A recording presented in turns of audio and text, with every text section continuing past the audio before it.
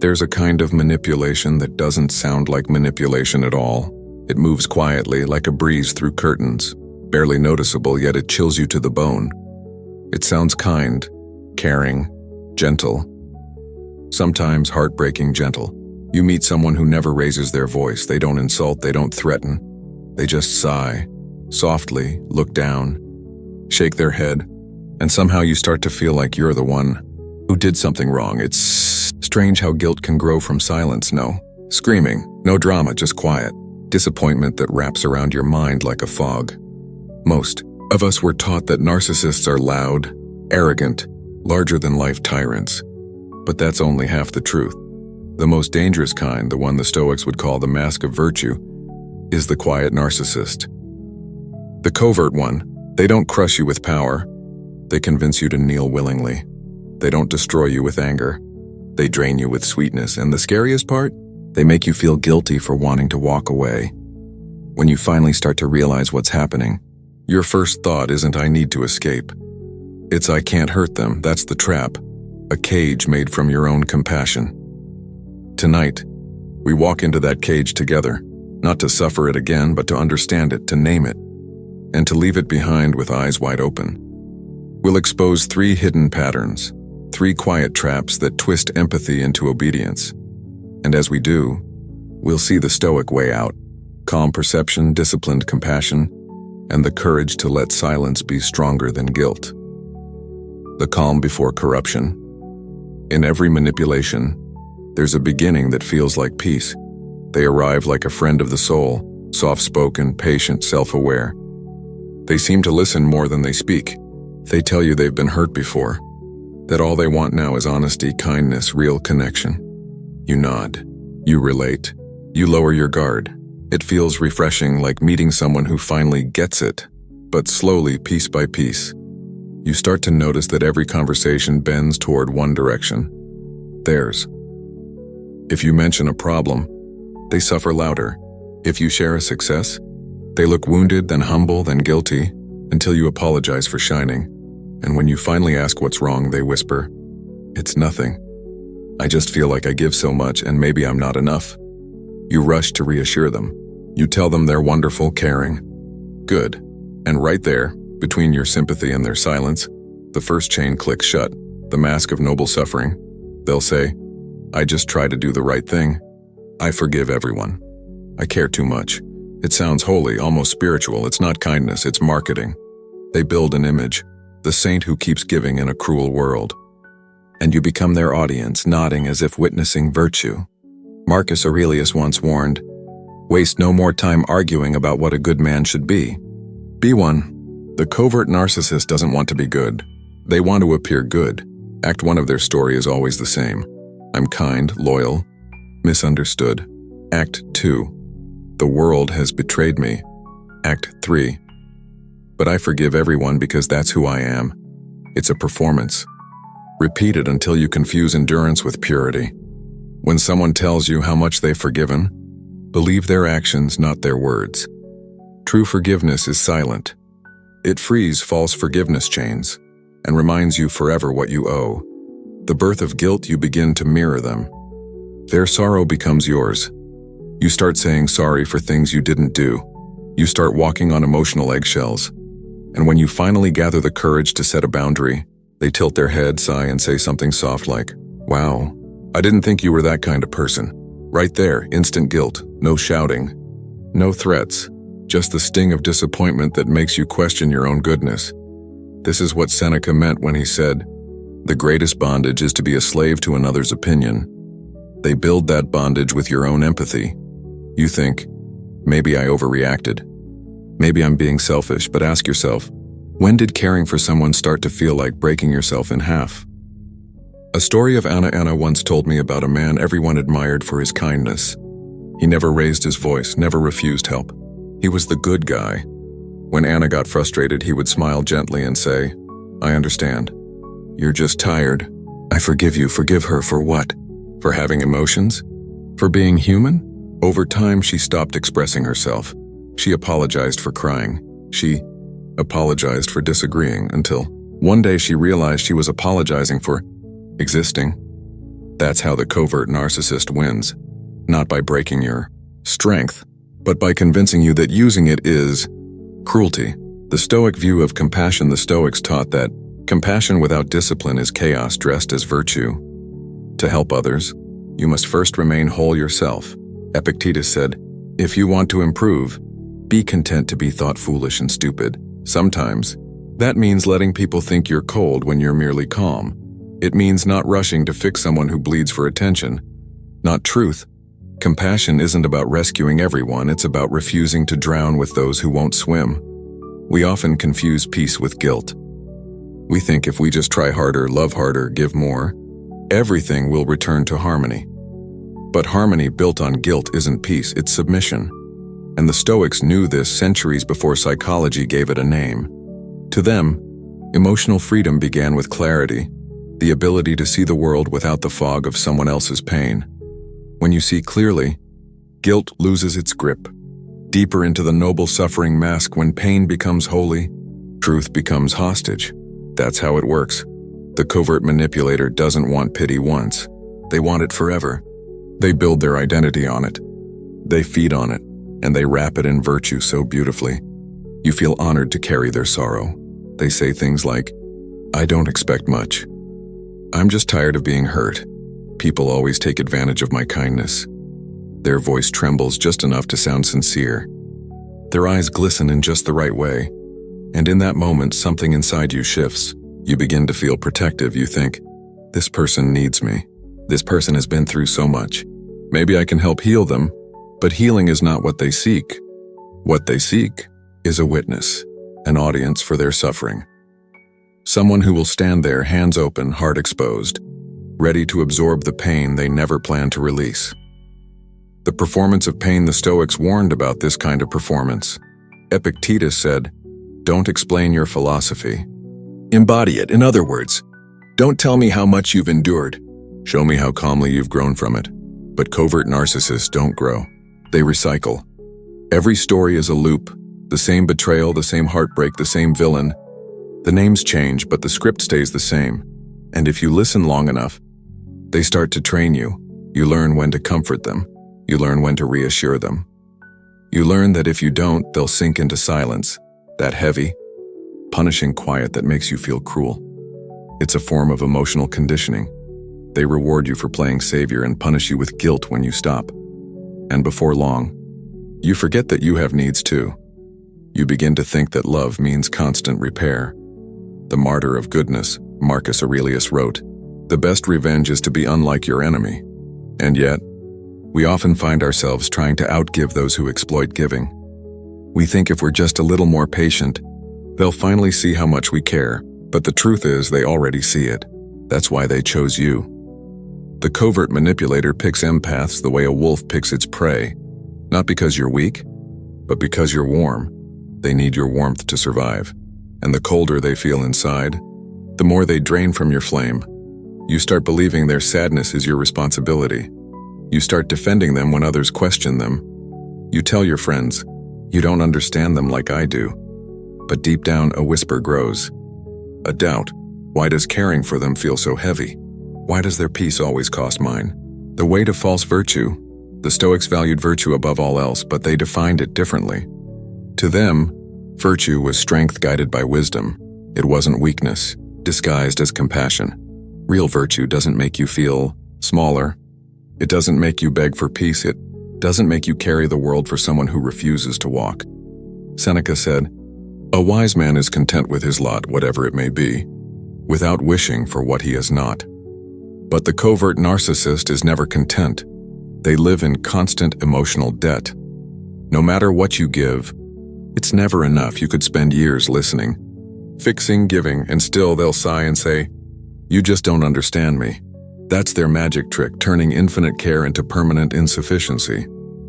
A quiet addiction. You begin to chase the approval that never comes. You start replaying conversations, trying to find what you said wrong. You text, "Are you okay?" And they reply, "I'm fine." But their tone says otherwise. You apologize. They forgive you, but you're not sure what for. This is the moment where compassion becomes addiction. You've been conditioned to seek their peace more than your own. And that's exactly where they want you. Because when your emotions orbit theirs, they never have to face their own reflection. You become their mirror, their therapist, their savior. Everything except yourself. And here's the part that hurts most. They might genuinely believe they're good. They'll cry real tears.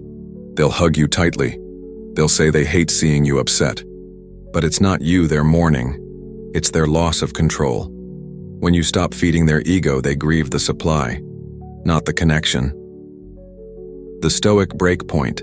There comes a day when you wake up tired, not angry, not dramatic, just tired in the soul.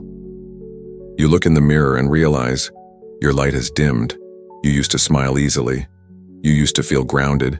You used to love without fear. Now you weigh every word before you speak, wondering how they'll take it. That's not love. That's fear in disguise. And that's when the Stoic truth hits you like a quiet revelation. The obstacle is the way. The obstacle isn't them. It's your unwillingness to see through the illusion of goodness. It's your belief that love means sacrifice, even when sacrifice becomes self-erasure. But love without boundaries is not love. It's worship. And worship belongs only to the divine, not to the fragile image of someone pretending to be.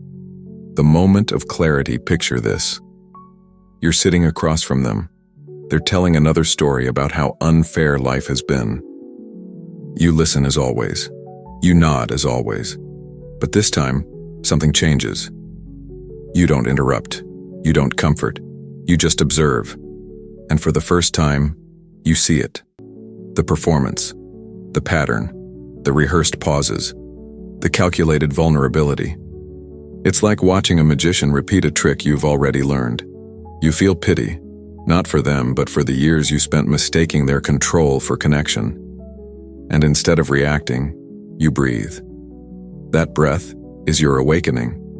Because in that stillness, you remember something the Stoics never forgot, that peace isn't given. It's chosen, and you can choose it right now. You don't need to announce your departure. You don't need to fight or justify or explain. You simply begin to detach. Quietly, calmly. They'll notice. They'll test you. They'll start small, maybe with a subtle guilt trip, a nostalgic memory, a compliment laced with sadness. But don't engage. Just observe. Epictetus said, "We suffer not from the events in our lives, but from our judgment about them." And once your judgment shifts from emotional fog to Stoic clarity, manipulation loses its teeth. You no longer react. You reflect, you no longer carry. You choose. And that choice there, that silent, steady decision to protect your peace, is what real strength looks like. You don't need to save everyone. You don't even need to be understood. You only need to be still enough to see the truth, and strong enough to walk away without hate. That's what Marcus Aurelius meant when he said, "The best way to avenge yourself is not to become like them." Don't argue with manipulators. Don't try to prove your goodness. Just rise above their reach. Because sometimes, the most powerful thing you can say is nothing. And guilt. It's the most silent leash in the world. It doesn't pull, it whispers, and yet it can make a strong mind bend, a brave heart shrink, a wise person doubt their own truth. Because guilt, when manufactured, feels moral. It makes you think, you're being kind, when in reality you're being controlled. The covert manipulator doesn't scream to keep you close. They sigh, they look disappointed, they say things like, "I thought you were different. After everything I've done for you, I didn't expect you to hurt me like this." It's subtle, almost noble, but it's not love speaking, it's dependency in disguise. The Stoics understood this game long before psychology gave it a name. They knew how emotion could be weaponized. They warned that attachment without reason becomes slavery. Seneca once said, "He who fears he shall suffer already suffers what he fears." That's how guilt works. It makes you afraid of being bad. And that fear is enough to keep you trapped. You begin to apologize for your silence. You justify your boundaries. You offer explanations for wanting space, as if self-respect is a crime that requires forgiveness. But what if you stopped explaining? What if you accepted that sometimes disappointment is the price of peace? That's the moment guilt starts to lose its voice. Because guilt can only control a conscience that doubts itself. And the Stoic path is to train that conscience, to purify it, to anchor it in reason, not emotion. Epictetus said, "When someone is properly grounded in life, they shouldn't have to look outside themselves for approval." But that's exactly what manipulators feed on. Your need to be seen as good. They know you'll do anything to avoid being misunderstood. So they turn misunderstanding into a weapon. You defend yourself. They stay quiet. You over-explain. They sigh, smile sadly, and say, "I just don't know what to say anymore." And in that silence, you feel small. You think, maybe I was too harsh. Maybe I should have been more patient. But remember, true empathy isn't measured by how much guilt you can carry. It's measured by how much truth you can stand. Guilt manipulates because it mimics morality. It makes you feel virtuous for submitting. It makes you feel cruel for walking away. But the Stoics believed virtue requires clarity, not comfort. Marcus Aurelius wrote, "If it is not right, do not do it. If it is not true, do not say it." Notice what he didn't say. He didn't say, "If it makes others upset, avoid it." Because emotional reactions are not moral verdicts. If your truth offends someone who benefits from your silence, that's not your burden, that's their exposure. You see, guilt is a shadow. It appears only when light shines from the wrong angle. And the covert manipulator is an expert in turning your own light against you.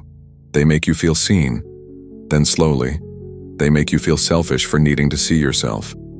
Every boundary becomes betrayal. Every no becomes neglect. Every act of independence becomes proof you've changed. And maybe you have changed. But maybe that's the point. Growth always looks like betrayal to those who profit from your stagnation. There's a reason Marcus Aurelius wrote in his private journals, not to impress others but to remind himself of truth. Because truth, when spoken aloud, often shakes false harmony. He wrote, "If you are distressed by anything external, the pain is not due to the thing itself but to your estimate of it. And this you have the power to revoke at any moment.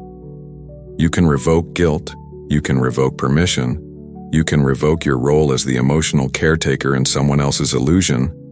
And when you do, they'll panic.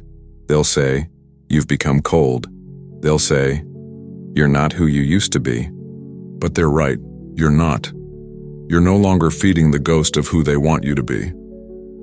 The dependency trap begins when guilt starts to work both ways. You fear hurting them, and they fear losing you. But instead of healing, they control the fear.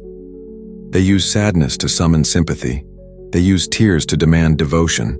They turn their fragility into a throne and invite you to kneel before it.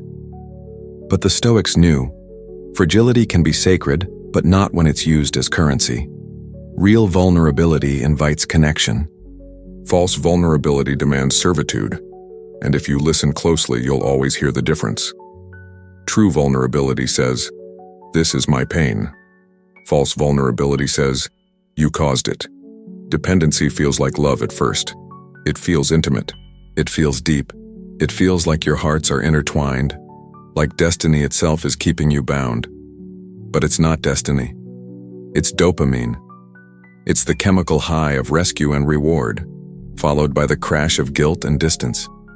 You start to crave their approval the way addicts crave peace. Not because it's real, but because it's relief. And when the relief disappears, you chase harder.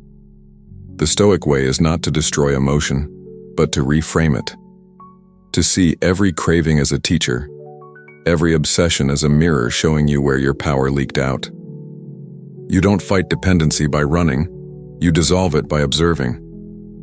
Each time you notice the guilt and choose silence instead of defense, it weakens. Each time you feel the urge to fix someone else's mood but choose patience instead, it cracks. Until one day you wake up and realize you no longer react to their storms. You watch them like clouds passing. You no longer need their peace, because you've built your own. That's when the shift happens. The guilt that once controlled you turns into compassion. Not for them, but for yourself. You start to see that the person you kept trying to save was the part of you that couldn't stand being misunderstood, the child in you who thought peace depended on pleasing others. But the Stoics didn't live for approval. They lived for alignment. They measured life not by applause, but by inner stillness. And once you touch that stillness, truly feel it. No guilt, no manipulation, no dependency can survive it. Because peace doesn't need permission. It just needs you to stop apologizing for having it. You begin to realize freedom isn't dramatic, it's not loud, it's quiet, it's the sound of no longer needing to explain yourself. You don't need to win the argument. You don't need to fix their perception. You don't even need to make them see your truth. You just need to stand in it, calmly, firmly, without guilt. Because the only approval that matters is the one you give yourself. And that's where the Stoic power begins. When you finally see the pattern, the size, the guilt, the sweet tone hiding control, your first instinct is anger. You want to expose them. You want to shout, "You played me. You used my kindness." But the Stoics would tell you, don't waste your energy proving a point to the blind. The covert manipulator doesn't need confrontation. They need absence. Your silence is their mirror. Your calmness reveals what their drama always tried to hide. Seneca once said, "Anger, if not restrained, is frequently more hurtful to us than the injury that provoked it." So instead of rage, you observe. Instead of shouting, you breathe. Because mastery isn't about control over others, it's control over yourself. When someone says, "You hurt me," don't rush to apologize. Instead, ask calmly, "Do you want me to listen or do you want me to take responsibility?" That question draws a line sharper than any sword. The honest will welcome it. The manipulative will freeze because they weren't searching for truth and they were searching for dominance disguised as vulnerability. Observation is your armor. Silence is your shield. Stillness is your sword. They expect reaction, emotion, argument, justification. But when they meet composure instead, they lose their grip. You start to see their performance for what it is. A theater of pain, where they always play the misunderstood saint. They script the scenes, they direct your emotions. But once you stop acting, the play collapses. They'll try to draw you back into the story. They'll say, "You've changed." They'll say, "You've become heartless," but they're not describing you. They're describing their loss of control. You've stopped being the character they could manipulate. You've become the author of your own piece. Silence. True silence terrifies manipulators because silence is clarity, and clarity breaks illusion. Seneca called silence the fortress of the strong. It's not about ignoring others. It's about mastering yourself so deeply that their noise can no longer disturb your inner rhythm. You begin to understand not every emotion deserves an answer. Not every side deserves a solution. Sometimes the most powerful response is no response at all. That's the Stoic way. To observe without absorbing, to feel without falling, to love without losing yourself. Compassion is sacred, but without boundaries, it turns into self-erasure. You can care without caretaking. You can listen without losing yourself in the noise. You can love without becoming someone's emotional lifeline. Because compassion without discipline becomes destruction, and discipline without compassion becomes cruelty. The Stoic balance is both. Marcus Aurelius once wrote, "Be tolerant with others and strict with yourself." That doesn't mean let people hurt you. It means maintain your standards of reason. Even when their emotions demand chaos, you can love someone and still walk away. You can forgive and still choose distance. You can wish them peace and never speak. Again, that's not cruelty. That's wisdom with a pulse. Every manipulative bond leaves behind something deeper than anger. It leaves behind confusion. You start to ask, was any of it real? Did they ever care? But the Stoic answer is simple. What matters isn't whether they cared. What matters is whether you did. Because virtue isn't measured by what others give. It's measured by what you choose to keep sacred. Even when the world forgets how you cared, you showed up. You gave, and that was your strength and not your weakness. The mistake wasn't loving. The mistake was believing love requires sacrifice of self-love does not demand you to drown, it invites you to grow. And anyone who asks for your peace as proof of devotion never loved you. They loved the control your peace gave them. Now comes the hardest part, letting go without guilt. You might look back and feel that tremor in your chest, that whisper saying, what if they really needed me? What if they changed this time? But Marcus Aurelius said, walk away when reason calls you and don't look back. Even if the heart trembles. Your trembling doesn't mean you're wrong, it means you're human, but walking away, that's divine. You're not abandoning them. You're releasing yourself. Because no one heals in a cage, and no one truly loves when love means captivity. Imagine this. A woman once came to a philosopher and said, I love a man who is suffering. I can't leave him. If I go, he'll collapse. The philosopher looked at her and asked, and how many times have you collapsed because of him? She stayed silent. He continued, if you drown trying to save the drowning, both of you die. But if you learn to stand firm, you might save others. 2. That story isn't just about romantic love. It's about every bond where pity replaces reason, where guilt replaces freedom, where empathy turns into exhaustion. And the Stoic knows, compassion must be guided by wisdom, not fear, because love without clarity becomes the leash that drags the spirit down. Freedom. True freedom doesn't roar, it exhales, it's quiet, it's steady. It feels like still water reflecting a storm it refuses to join. The moment you stop explaining yourself, something profound happens, peace returns. You realize that silence is not absence. It's presence without performance. It's your spirit saying, I no longer need to prove my goodness. You stop asking, why are they like this? And you start asking, why did I allow it? Because every manipulative bond teaches a sacred lesson. That your empathy is powerful, but only when it's conscious, that your kindness is divine, but only when it's balanced with reason, that your peace is priceless, but only if you guard it. The covert manipulator doesn't need your hatred. They only need your confusion. And when you see them clearly, when your awareness cuts through the fog, they can't feed anymore. Their energy collapses under your calm. That's the victory the Stoics sought. Not domination, not revenge, but mastery. Mastery of the self. Mastery of emotion, mastery of choice.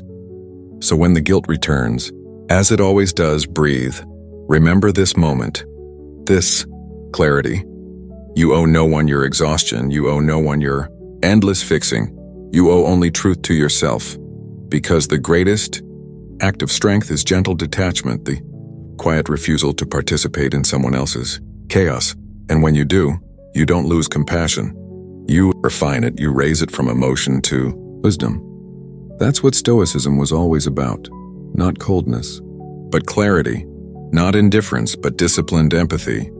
You'll meet many people in this life who seem kind. They'll speak softly, they'll listen deeply, they'll sigh at the perfect time. But not all who seem gentle are. And some are craftsmen of emotion. They sculpt your heart until it beats for their validation. So don't just listen to their words.